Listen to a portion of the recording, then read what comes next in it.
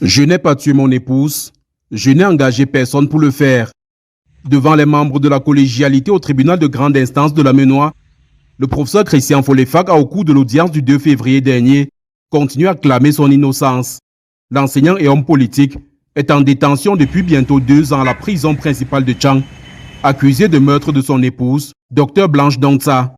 Les soupçons contre lui font suite d'une part aux conclusions des 2 rapports d'autopsie réalisés sur la dépouille, faisant état d'une mort criminelle, et d'autre part au comportement que les parents et quelques proches de la défunte ont trouvé suspect pour un homme après le décès dans des circonstances tragiques de son épouse.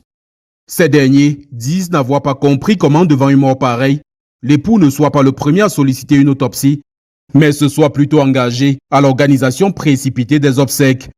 À cela, les avocats de l'accusation ont ajouté le témoignage accablant d'une dame présentée comme amie intime de la défunte, Dr Blanche Dongsa, lui aurait fait part du calvaire qu'elle vivait dans son foyer.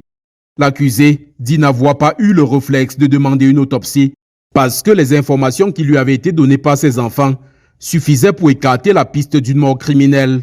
Quant à l'organisation précipitée des obsèques, il se dit étonné, vu que la date du 4 mai, initialement choisie, avait été faite après des concertations dans un forum WhatsApp dans lequel se trouvaient, outre les proches du couple, les membres des 2 familles. Professeur Folefac relève qu'il était impossible d'organiser les obsèques de son épouse en catimini, vu qu'en sa qualité d'enseignante d'université, elle avait droit à des hommages académiques.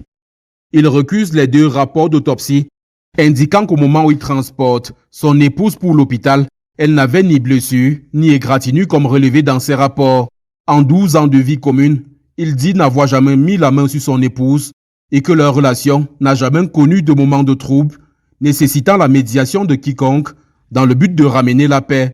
Une version qui n'a pas semblé convaincre les avocats de l'accusation. Pour eux, les hématomes, dont certaines très récentes présentes sur le corps, résulteraient d'actes de violence.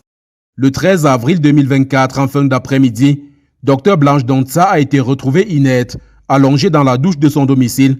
Conduite aux urgences de l'hôpital régional annexe de Tchang, elle a été déclarée morte peu après. Accusée de meurtre de son épouse, professeur Folefac souligne qu'il n'était même pas présent à la maison et avait été appelé au téléphone par les enfants, l'informant de ce que maman a chuté dans la douche. L'affaire a été renvoyée au 2 mars prochain, date à laquelle le procureur devra produire ses réquisitions avant le début des plaidoiries.